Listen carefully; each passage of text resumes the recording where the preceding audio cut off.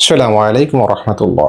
খুবই গুরুত্বপূর্ণ একটি বিষয় নিয়ে আজকে আলোচনায় এসেছি আলহামদুলিল্লাহ। সেটি হচ্ছে পেটে খাবারের জাদু নষ্টের আমল। প্রায় অনেকে কমেন্টস করেছেন, আমাকে ব্যক্তিগত টেক্সট করেছেন, ফোনে বলেছেন যে হুজুর এমন একটি বিষয় নিয়ে আলোচনা করুন। আমরা প্রায় ঘুমের মধ্যে খেয়ে থাকি এবং ঘুম থেকে ওঠার পর পেট খুবই ব্যথা করে, পেট ফেঁপে আসে এবং হার্ড হয়ে থাকে, শক্ত হয়ে আছে। মনে হচ্ছে অনেক কিছু খেয়ে ফেলেছি, আসলে তেমন কিছুই খাচ্ছি না, খাবার হজম হচ্ছে না, খুবই পেটে যন্ত্রণা হচ্ছে, নাভির পাশে ব্যথাটা ঘুরছে, কারো ডান পাশে, কারো বাম পাশে, কারো মাঝখানে। তো এই জায়গা থেকে আমরা কিভাবে পরিত্রাণ পেতে পারি? তো ঘরে বসে ইনশাআল্লাহ আজকে আমরা জেনে নিব কোন কোন আয়াত পড়ে পবিত্র কোরআন মাজিদ এবং কোন কোন সূরা পড়ে ইনশাআল্লাহ আজকে আমরা পেটে খাবারের জাদু নষ্ট করতে পারি।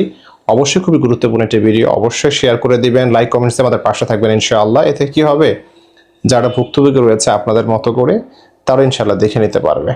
তো ঠিক আছে, ইনশাআল্লাহ শুরু করে দিচ্ছি আজকে আমাদের আলোচনা। প্রথমত হচ্ছে আমরা বড়ি পাতার পানিটা একটু বয়লিং করে নিব, পাশাপাশি কালো জিরা নিব এবং একটু মধু নিব এবং খাবারের পানি এবং সরিষার তেল নিব। আমরা আবারও বলছি, আমরা বড়ি পাতার পানি একটু বয়লিং করে নিব, বয়লিং করে ঠান্ডা করে পাশে রাখবো খাবারের পানি এবং কি করব, মধু কালো জিরা আমরা পাশে রাখবো এবং সরিষার তেল।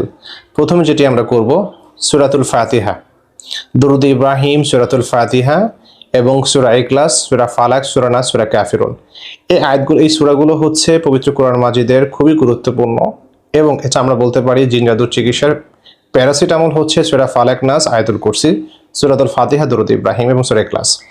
এগুলো প্রতিটা ক্ষেত্রে, প্রতিটা ঝাড়ফুঁকের ক্ষেত্রে, রোকায় করার ক্ষেত্রে অবশ্যই আপনারা ব্যবহার করে নেবেন ইনশাআল্লাহ, বারংবার পড়ে নেবেন ইনশাআল্লাহ। এতে আপনাদের যে কোনো রোকায়ার ক্ষেত্রে খুবই শক্তিশালী হয়ে থাকে আলহামদুলিল্লাহ। তো আমরা যেটি করব, সূরাতুল ফাতিহা, দুরূদ ইব্রাহিম, সূরা ইখলাস, আয়াতুল কুরসি, সূরা ফালাক, সূরা নাস। যেহেতু এটা কম বেশি আমরা সকলে আলহামদুলিল্লাহ জানি বা না জানলে আমরা দেখে দেখে পড়ে নিতে পারবো, কোনো সমস্যা নেই। সংখ্যাটি 7 বার বা 11 বার ইনশাআল্লাহ আমরা পড়ে নিব। পাশে যে কাজটি আমরা করব, সূরাতুল ইউনুস, সূরা ইউনুসের 81 এবং 82 নম্বর আয়াত ইনশাআল্লাহ আমরা 7 বার করে পড়ে সেই পানি যেটা বলেছি আমরা পড়বো এবং দম দিব, তারপর ইনশাআল্লাহ আমরা খাবো। ঠিক আছে, সকাল সন্ধ্যা আমরা খাবো, খালি পেটে খেলে বেশি ভালো হয়। আরেকটি সূরা আমরা অ্যাড করবো, সেটা হচ্ছে সূরা জিলজাল। সূরা জিলজাল আমরা ইনশাআল্লাহ অ্যাড করে নিব এই আয়াতগুলো এবং পাশাপাশি সূরাগুলোর সাথে ইনশাআল্লাহ। সূরা জিলজাল পড়বো আমরা মিনিমাম 7 বার, পরে আয়াতুল কুরসির সাথে সূরা ফালাক, সূরা নাস, দুরূদ ইব্রাহিম, সূরা ফাতিহা ইনশাআল্লাহ আমরা এগুলোর সাথে কি করব, সূরা জিলজাল পড়ে ইনশাআল্লাহ সেই ব্যবহৃত যে উপাদান বলেছে আমরা, বড়ি পাতার পানি, তেল এবং মধু, কালো জিরা তেল সহ, কালো জিরা সহ ইনশাআল্লাহ আমরা এগুলো বানিয়ে নিব, বানিয়ে নিয়ে ইনশাআল্লাহ আমরা খেয়ে ফেলবো। দেখবেন যে ইনশাআল্লাহ আপনি 3 দিন 7 দিন খাওয়ার পর দেখবেন যে পেটের সমস্যাটা ইনশাআল্লাহ দূর হয়ে যাবে এবং পেট যে ফাঁপড় হয়ে আছে, শক্ত হয়ে আছে, হার্ড হয়ে আছে, ফুলে আছে, ইনশাআল্লাহ দেখবেন যে কেটে যাবে ইনশাআল্লাহ।